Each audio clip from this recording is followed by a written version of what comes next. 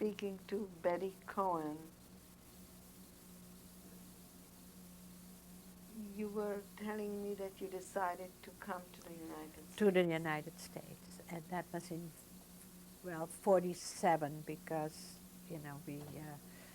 we said, okay, we got an affidavit from here, and we were ready to go. He just didn't want to stay there anymore.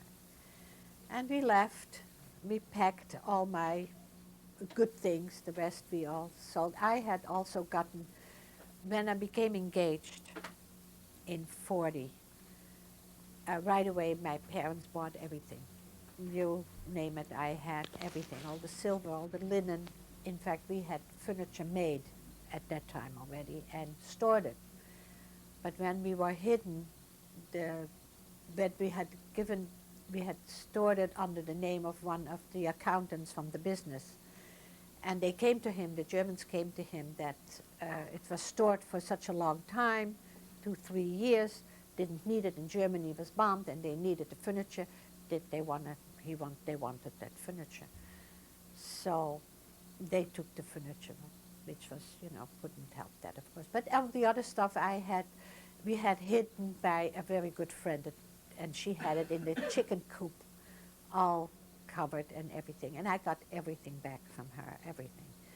So I shipped everything over to here and had it here in storage. We came to Atlanta, my sister-in-law and brother-in-law. I called them my sister and brother-in-law because it's so much easier. And we stored that because I had no place to live yet. Here we lived with them. And we had taken a little bit of English in Holland, but very little. My husband couldn't speak English at all. I could not speak English either, but maybe a little bit more. And my name was Beppie in Holland, and my husband's was Appie in Holland. When we came to my sister-in-law, she had invited some friends, and she introduced us, and they said, oh, we can't have that name. Nobody would know Bippy and Eppie, so we'll make you Al and we make you Betty. So from that time, our names was changed to Al and Betty. And we lived with them, we stayed with them, and we had a bedroom by neighbors. They had rented a room for us. Did you bring the child with you? Of course, I bring little Louis with me. He was 4 years old by that, 4 years old. Did you adopt him? No, I didn't. In Holland was no adoption at all, not at all. When we came to the United States, we lived in Atlanta first, and he lived with us, and my sister-in-law wanted him, of course, just as much as I wanted him. And as it was already later. Then we got our own apartment. First we lived with them for quite a while. We came and we lived in a motel in Santa Monica, Red Apple Motel, for a month. And there was Jerry was born in Red Apple Motel. Because we came from Atlanta.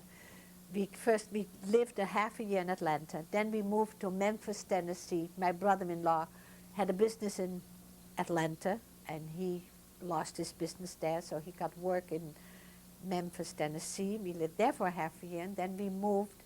We bought a hearse. I really was kind of a limo, big limo, and all of us, me in my 9th month, we went into the car and we went to. My brother-in-law, right away in New York, he said already, we're going to Atlanta, but we won't stay there. We're going to Los Angeles. He had been there before, and he wanted to go back to Los Angeles. As it was, we had that car, and all of us went in there. And I had brought a little dog from Holland also, Skippy.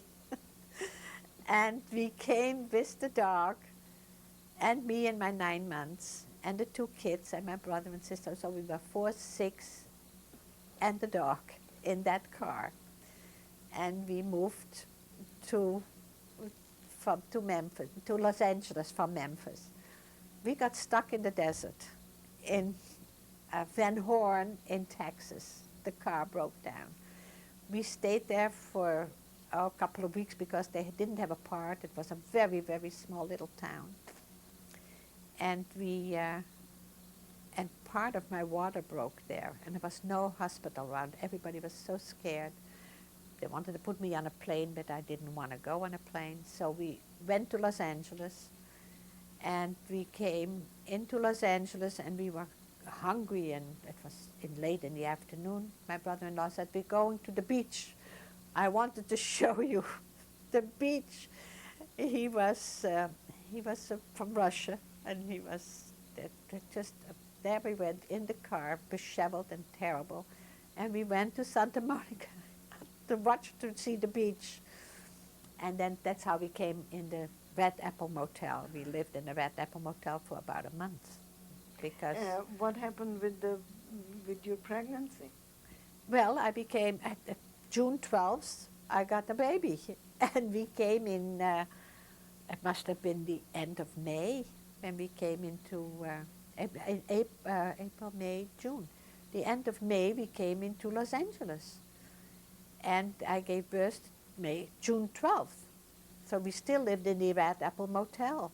2 rooms we had there, and I brought the baby home there. We were poor as a mouse. In fact, the Jewish Welfare Fund took care of us at time because they sent me right away to a doctor. We got in contact, and I had a Dr. Williams, but his real name was Cohen. My husband used to call him Mr. Ditto, Dr. Ditto, because the same name. And he took care of everything. He took care of the hospital for me, and that I could give. And I brought Jerry home into the Red Apple Motel, and then my husband really didn't have a trade because he was in business, really no trade. So my brother-in-law was a manufacturer in Atlanta, and then in Memphis he got a job there as a foreman for one of the factories. And he came here, and he got right away a job here downtown. So then they rented an apartment, and we lived with them yet for about a month. But I had a baby, and they had the 2 children, and they said and then they got a friend who had buildings, and they got me a small apartment on Vine Street here in Los Angeles. Was he in the garment industry? My brother-in-law was in the garment industry, and he was going to teach my husband the trade. My husband went to school, and then we got that my sister-in-law wanted to adopt Louis, and I said, no, he was given to me, and well, as it was kind of a fight, but she said we couldn't afford a lawyer anyway, and she had a rich friend who could. It was okay. So she adopted the baby, and we stayed very good friends to today. I'm with her every day, and she's my best friend. What is Louis and doing? And Louis used to have Music Plus. Remember Music Plus? He used to be the owner of Music Plus. He sold Music Plus to Blockbusters, and he's retired. He might start another business, maybe, but he is doing very well. He's taking very good care of me. He's very good. And my husband died when he was 55. So we really had not started anything special yet, and it was not a very good time at that time. How did your husband die? My husband had an aneurysm. And first he had a heart attack when he was about 52, I think. And then he got an aneurysm. And first then he had an operation from the aneurysm, which was caught in time. And they found, and then after a couple of weeks, he had surgery, and then he got better, but he got high fevers, and then they couldn't find what it was. As it turned out, he was exposed to TB in the camps, like we all were, and that had activated. And the doctors didn't recognize the TB at all. then he died of the aneurysm, I think.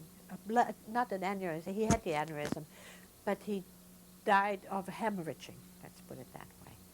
And it was all related to the TB, I understand, as I understand it later. And he died in 74.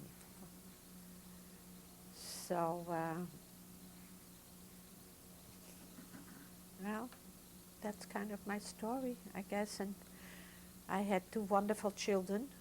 I have a daughter, and What's their name? Hedy. My daughter's name is Hedy, and she's married, and she has 3 children. And my son has 2 daughters, beautiful daughters. So I have 5 grandchildren and 2 children, and lots of. My Louis has 2 kids too, 2 children. They are not married. And then Elsie, which is my sister-in-law, has a son who is a big doctor at UCLA, Dr. Fogelman. That is what Louis' name is now, Dr. Fogelman. He's just, and and they have grandchildren. So we have a pretty big family now. We're just our family being together, we have about 20 to 22 and 3 little babies. So it's the end. It's okay. Let me ask you, how did you raise your children as far as religion is concerned? Jewish. They went to the Hebrew school.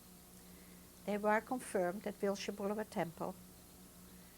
And my daughter has a mixed marriage, but we're doing all the holidays together. In fact, my granddaughter, my daughter's daughter, is going to Hebrew school now and will, God willing, be bar mitzvah next year.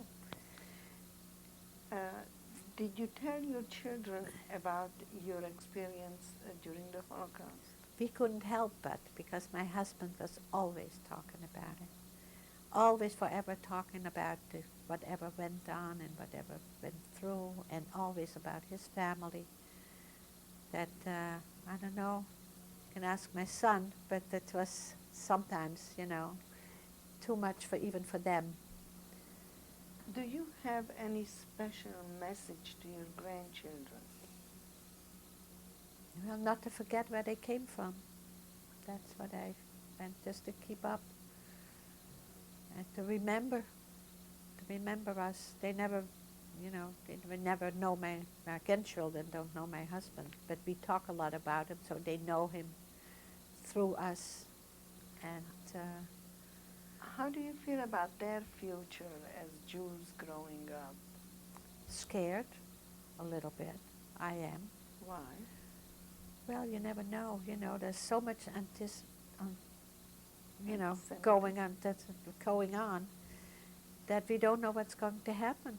But we can't forget, and we hope through this that everything will be better, at least more understood by all the other religions, and helping us to keep going. I mean, we cannot forget, right? That's what we hope it should be. Would you mind if we invited your son to join us for a few minutes? If he wants to be invited, check it out. Do they call you Jerry or Gary? Jerry. Would you state your full name and tell us when were you born? Jerry Cohen, June 12, 1949. Born in Los Angeles. Tell me, how was it for you growing up with 2 survivors of the Holocaust? Well, and I had some other friends who were similar. I had friends who had similar experience, similar situation. And there was a part of me that it wasn't so unusual, so I didn't feel especially different or unique on one hand. And then on the other hand, I knew there was something completely different. My experience of my family was completely different than a lot of other people. Did you, amongst the survivors' children, talk about this? Not much, because there didn't seem to be too many other survivors' children. I remember parties that my folks would have at their house. There was a group maybe of 15 to 20 of their friends who had been in the camps or that kind of thing, and there were never any kids. You know, maybe there was as I think back, maybe 2 or 3 of them did have children, but a lot of the women, as I found out later, were not able to have children. So it seemed to, you know, and that's a recollection. That could be not true. Maybe there were more kids in that group. But it seemed to, you know, as I got to it a little bit older, it didn't seem like there were other kids around. And they were all very warm people. It felt like this was my extended family. Did they talk about the Holocaust? All the time. You know, little stories here and there. Mostly joking, you know. You know, the story about the story about the soup ladle on the head. I don't know if you heard that one, but they were standing in line, and somebody said something, and the guy dishing out the soup hit one of the guys on the head, and everybody licked his head. You know, I must have heard that story 100 times. You know. What did you think about these stories? You know, as a kid growing up, I didn't really internalize them. I didn't, you know, it was hard to look at my father or my mother and get an image of them of what that really was. It was like a story, you know. And as I got older, you know, especially in the last 10 years, I think, you know, I look back, it's affected me a lot. And it's easier to relate to, you know. In what sense did it affect you? Well, that feeling of separateness, having a very, very separate history, you know, separate family, that is not, you know, that's so different, you know, family history that's so absolutely different than most other people, most other Jews, in addition, you know. But certainly, and it still happens. Today I was talking to the wife of my business partner, and this is a guy I've known for 15 years, and I guess it never had come up in conversation with his wife, who also works with us closely, but she had no idea. You know, I told her I wouldn't be available this morning, I was going to be here. And like she's a nice, you look at her and you say, oh, that's a pretty Goyish girl. You know, blonde hair, real clear, you know, real American Southern California beach girl, who's now in her 40, 45. She's never met anybody who even knew a survivor. So that, you know, you know, that just throws it back on myself as to how how unique and special this is.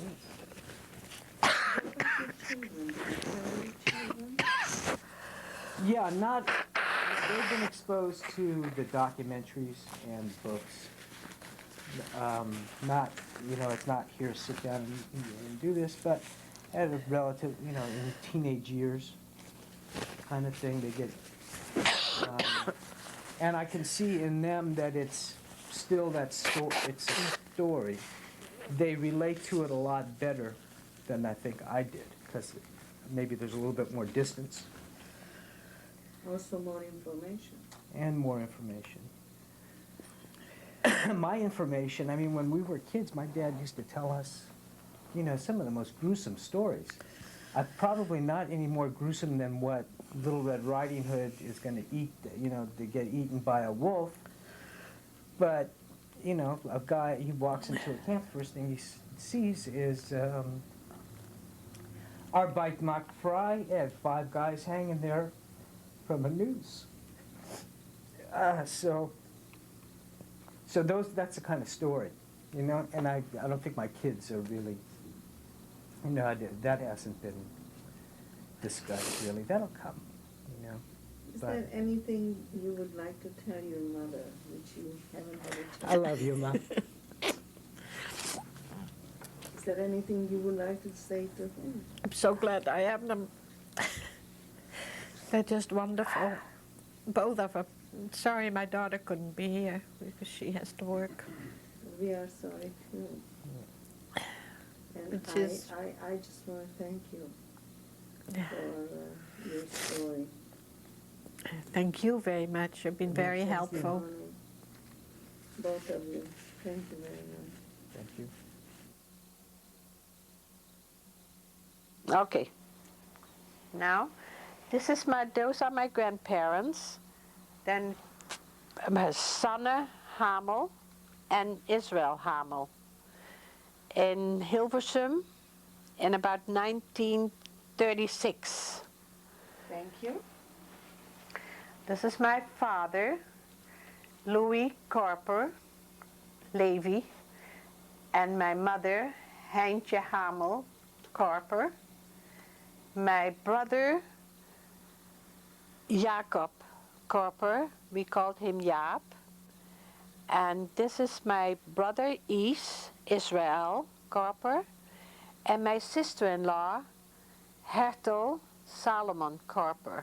Which sister-in-law is this? This is my brother Isa's wife.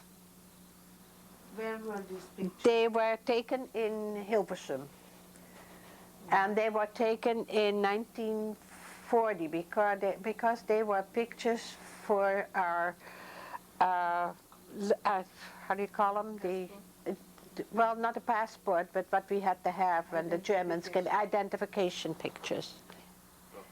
That's my brother and sister-in-law, Is and Hertel, at their wedding by the synagogue in Hilversum, 1940. This is me, Betty. Oh, I was about 6 years old, I guess. And that was also taken in Hilversum. What year? 1927. To the right of my mother is my brother Jacob, and my mother. And to the left of my mother is my brother Israel. And this must have been taken in about 1914, 16. What was your mother's full name? My mother's full name was Heintje Hamel Korper. This is my husband and I, Al and Betty, at our engagement in 1940. Was my engagement. Okay. This is our wedding picture. That was right after the war in 1945 in October. And Who are they? that is Betty and Al Cohen. Okay. Full names. These are my daughter, Hetty Cohen van der Vloot, and her husband, John van der Vloot, taken in Hilversum at their wedding day in May 1975. Okay. These are Hetty and John's children, Appie van der Vloot, Abram van der Vloot, and Faye van der Vloot, and Benjamin van der Vloot. Where was it? And that was taken in Calabasas near Los Angeles. When? And that was taken about 45 in 1990. And this is my son, Jerry Cohen. This was taken in Holland. He was on vacation in 1993. Where in Holland? In Holland, in Hilversum, Holland. These are his beautiful children. The one on the right is Alison Cohen, and the one on the left is Laura Cohen. And that is taken in Los Angeles in 1993 from her. This is Louis Korper Vogelman. This is Louis who I brought from Holland and was adopted by my sister-in-law. And it's the son of my brother and my sister-in-law who succumbed in the Holocaust. Who was And his hidden? who was Who was hidden? he was hidden as a child by Gentile people in Hilversum, and who survived the whole war. and I brought to United States. Who's she? And she is his wife. She is Anna Unger Fogelman, and she's a wonderful woman. He's very lucky to have her. When was this picture? And this picture was taken 7 years ago in 1988. Where? Right, in New York. Okay, this is my husband. And this is taken, I Your think, husband who? L. Cohen. And it's taken in Los Angeles, I think at the farmer's market, if I'm not mistaken. And that was taken in 1970, probably. Was he 1970. Was he still well? He was well at that time, yes. He got his heart attack, I think, in 72, and he died in 74.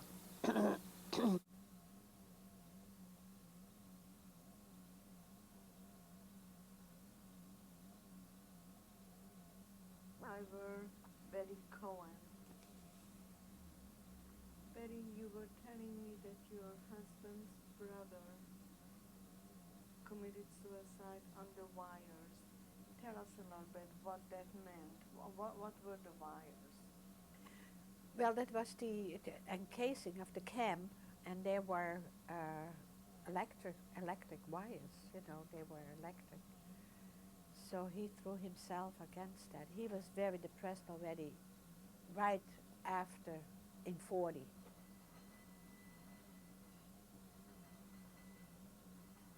You know what it is? My bed pipes upstairs. He was very depressed right after the war. He was just terrible. He just, when it happened, and also when they lived where they lived, right in the Jewish center, they had a bomb was thrown right close to their home.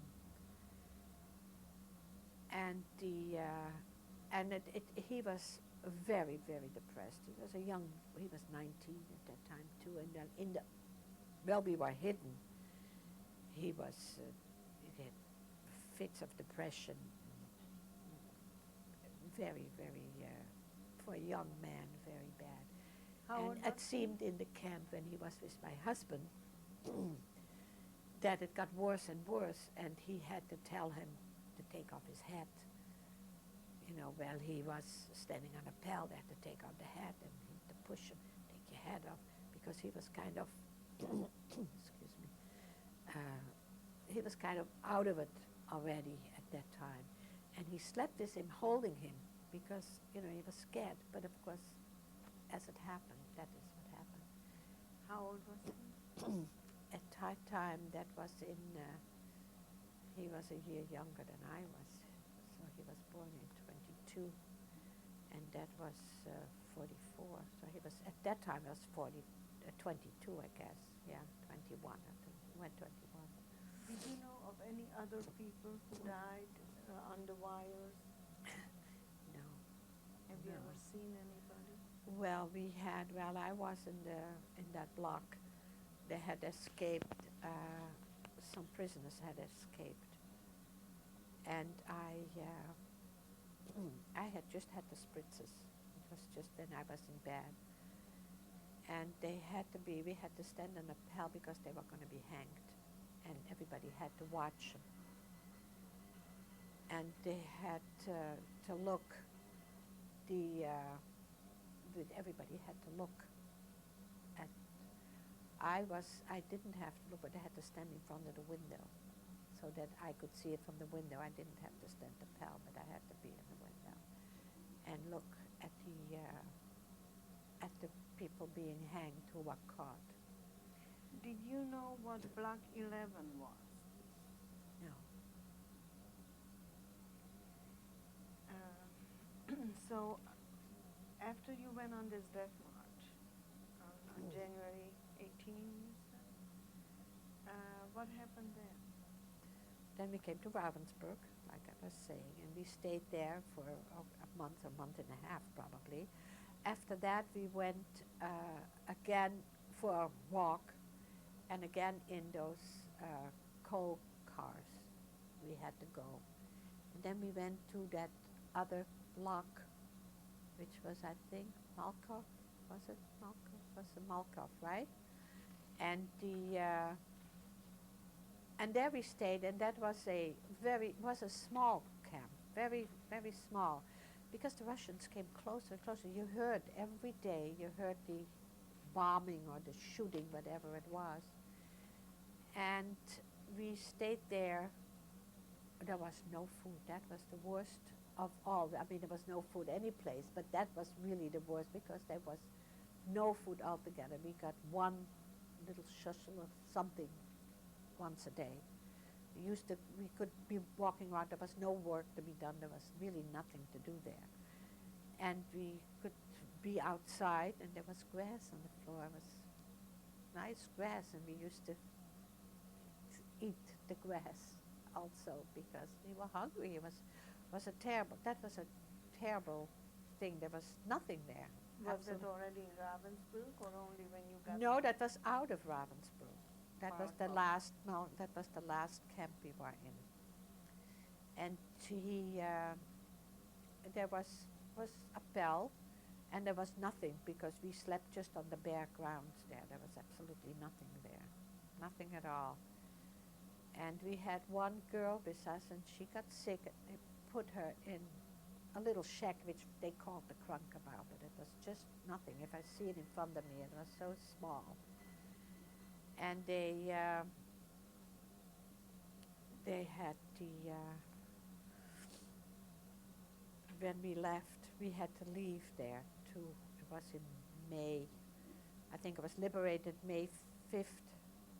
And I think we left there about May 4th or the evening of May 3rd. And as she was standing in front of the window, she was crying because she wanted to go with us, but they didn't let her out. And she didn't come back either. Her name was Martha. It's funny that I don't remember anything, but I remember her name. And as we walked out of the camp, we passed a little bridge. And to the left of that bridge, there was a horse lying there, dead horse. And it was cut open. And people just used to, with their hand, take out the meat. I couldn't do that, but, just so, because that's how hungry we really were, terribly hungry. And we walked, I think, maybe not even a day, because that was an evening, and maybe a day we walked yet. And then that evening, from that last evening, must be the 4th, because I was liberated at 5. And the soldiers who were with us, the guards, kind of. It was toward the evening, and they put us in kind of a meadow. They said by trees and whatever, and they put us down there, and they said to just go and lie down and rest for the evening. And when we looked, we didn't see them anymore. They were not there anymore. No more uniforms, no more nothing. And we were wondering, what are we doing? But I guess we fell asleep or whatever. We woke up in the morning or whatever. We got up, and there was nobody around. We just could walk. So we walked, and we came to farms. They were all farmhouses, and we kept together with the 10 of us. You cling together with some of them. And we clung together with the 10 of us. We slept ourselves really going, and we came to one of the farms, and the other ones walked on and then to other places. But we went to that one farm, and we asked them if we could get something to eat, and we told them what we were, and they said, you can rest in the barn. So they put us in the barn up, and they didn't give us anything to eat at that time. You were Germans? They were German farmers. They said they didn't have anything to eat themselves. They didn't have anything. And we went to lie down, but just a little bit, and we heard the shooting and the coming closer and closer. So about maybe in the evening or so, there were all the trucks coming in, and they were the Russians. And first we were scared, the Russians who wants to, But on the other hand, they were our liberators, and they came to the farm, and they went into the house, and they, make a long story short, they took the family, put them in the barn, and they put us in the house. And they said that we didn't have to be afraid. Well, I must have weighed maybe, when I came back to Holland, I was 67 pounds. That was Dutch pounds. And bald, just a little fuzz, and skinny and little. So I looked like a 12-year-old, maybe, very, very little, very small. And and they asked us, we could have any room in that farm. So there was one pretty big room with a big bed in it, like we call a king size maybe. It was a big bed, and there was a baby crib in there too. So we figured with the 10 of us, we wanted that room. And he says, okay, you can lock the door, we won't bother you. Of course, who would want to bother us at that time? And then later he came, and they had killed some chickens, and if we wanted to make something from the chickens, and he says, come in the kitchen, and they had a pantry. You wouldn't believe what was in that pantry. It was full of food. There was all glasses with all kinds of food. And they really helped us get, and of course we got deathly sick after that, for sure, because we kept eating, because they had meat in everything. Everything was there, and we ate. We were hungry, so we ate. Eggs and... Can we back up for a moment? Sure. When you left Ravensburg, how many people were in the group? Oh, that was a whole lot. We had that wagons were full. They were, the train was... Like hundreds or thousands?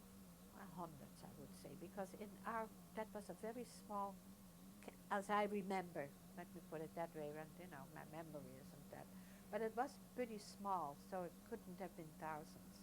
When you arrived to this meadow where the Germans left, how many were left? I really couldn't say. Maybe as I do. From the Dutch people, like I said, we were just the 10 of us, and then there were another maybe 50, but I remember that we were together, kind of, and we stuck pretty much together with the 10 of us, and there was also from the block 10, there was another group of girls, and they were also with about 8 or 10 which cling together, and that was really from Amsterdam, the girls, and for the rest I don't. The girl who got my shoes, by the way, my leather shoes, she had her feet amputated because of the snow. The leather shrank and cut off the circulation from her feet. Where was that? That was in Ravensburg. That was already done in Ravensburg. And she survived? One girl survived who had that done, and I don't know a name. I don't know. Some of the other girls might remember, but I don't know. Okay, so let's go back to Marco. How long were you in Marco? Well, since when did we get out of Ravensbrück? It was January, February, March, maybe a couple of months. Must have been about a couple of months if you figure that we went on the walk in January and we came. But you were liberated in Marco. Well, it was Parchim. Parchim was the city, I think, in Germany. It was Germany. Called Barcham? I think Parchim, P-A-R-C something, C-H. I think that's where I was liberated. That was the little town when we came out of Malco. And after Marco? After Malco, when we walked and we came from the meadow, we walked into that, where the farm, I think that was called Parchim, something like that. And they, So we got very ill there, all of us. In fact, there was one woman. She was so little. I was little. She was little. We put her in. She was so sick. We put her in the baby crib. She was in the baby crib. And we wanted to go home. We couldn't wait to go. We wanted to go home. What are we going to do here? We want to go. But we couldn't go because she was really too sick to travel, and we didn't want to go without her. So after a couple of weeks, we got already, we asked them on those, and they were very nice to us. I mean, they really took care of us. And which I heard from the other ones, from the other girls who were also in other farming, also by the Russians, which didn't have such a good time. Some of them were molested, it was, but I can say we were very well taken care of. What happened to the German family? They were living in the barn. I don't know. They had to live in the barn. So I don't know. They had to take care of their stuff or whatever. I don't know. They were not harmed by the Russians? I don't know. I cannot tell you. I really don't know if they were deported or put someplace else. They might have been. We were too busy with ourselves, so I don't really know. No. So when did you finally leave for home? We went from there, we asked for, and then they got a truck after a couple of weeks, and we went to an area where the English soldiers were, but also in Germany. And they put us in an apartment from Germans, pretty nice apartment. And they sent us, the people who owned the apartment had to come and clean the apartment every day for us. And we had a communal kitchen from the English where we had to go, and we were just free there. But we kept asking, we want to go home, we want to go home. But there was not that much transportation that often, it was still people coming in and in. And finally we came in, on the end of May, I think, we came already in Holland on the border. In Enschede it was. We came already in Holland, which they didn't expect us. They were so surprised that we would be back already, and so fast, and they really had no food. Holland was very bad also. They had no food except for the herring, because Holland is famous for the herring, and they had caught the herring. You saw already people having the herring. And they had no room for us. First we were unbloused again. We had to go into and then they put us in a school. We came in a school, and there were all those Dutch girls with their shaved heads who had befriended the German soldiers. And the Dutch people had shaved their heads and put them, and they were kind of prisoners put in that school. And they wanted us to be in that same gymnasium with those Dutch girls. We said, absolutely not. We're not going to go lie there. And so they took them out. I don't know what they put them. Anyway, they took them out.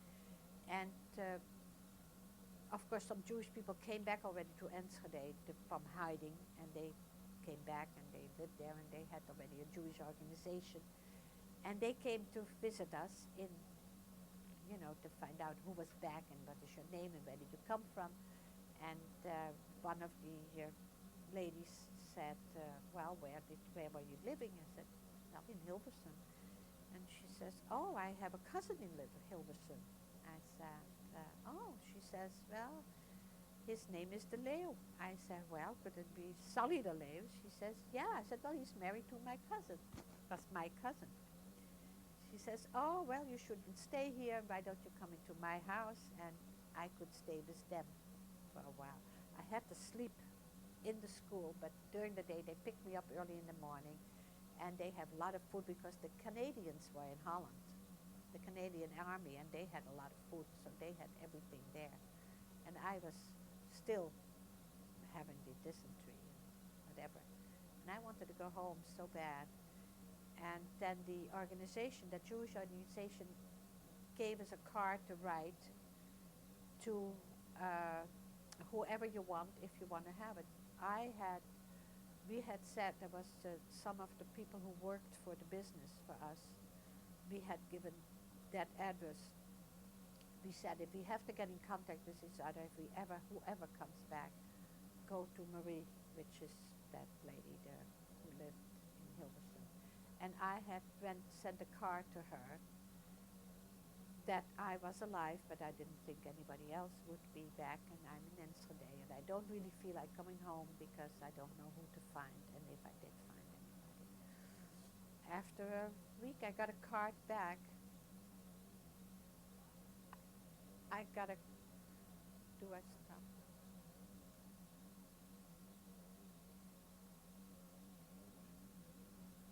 Where were we? You were planning to go back home to Hilversum. That's right, and I had sent a letter, and then I got a card back to say that my aunt and then cousin, my cousins, some of them who were hidden, were back at home, and that my husband was there.